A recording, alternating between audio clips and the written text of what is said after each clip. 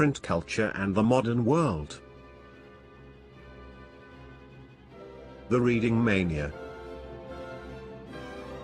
Through the 17th and 18th centuries, literacy rates went up in most parts of Europe. Churches of different sects set up schools in villages, carrying literacy to peasants and artisans. By the end of the 18th century, in some parts of Europe, literacy rates were as high as 80%. As literacy and schools spread in European countries, there was a virtual reading mania. New forms of popular literature appeared in print, targeting new audiences. Booksellers employed peddlers. Who roamed around villages, carrying little books for sale. There were almanacs or ritual calendars, along with ballads and folk tales. But other forms of reading matter, largely for entertainment, began to reach ordinary readers as well. In England, penny chapbooks were carried by petty peddlers known as chapmen, and sold for a penny, so that even the poor could buy them. In France, were the bibliothèques bleues, which were low-priced small books printed on poor quality paper. Books were of various sizes, serving many different purposes and interests. The periodical press developed from the early 18th century, combining information about current affairs with entertainment. Newspapers and journals carried information about wars and trade, as well as news of developments in other places. The ideas of scientists and philosophers became more accessible to their common people. Ancient and medieval scientific texts were compiled and published. Maps and scientific diagrams were widely printed. When scientists began to publish their discoveries, they could influence a much wider circle of scientifically minded readers. The writings of thinkers such as Thomas Paine, Voltaire and Jacques Rousseau were widely printed and read.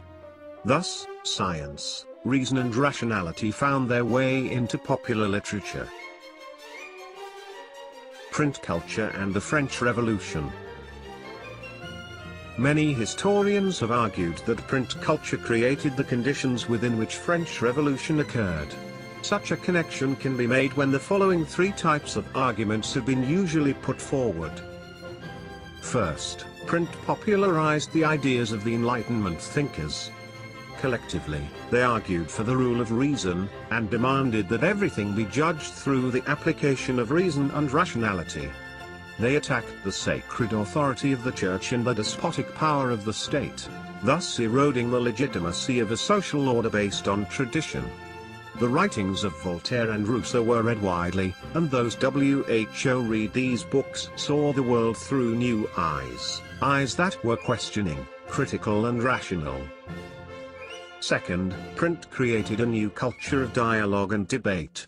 All values, norms and institutions were re-evaluated and discussed by a public that had become aware of the power of reason, and recognized the need to question existing ideas and beliefs.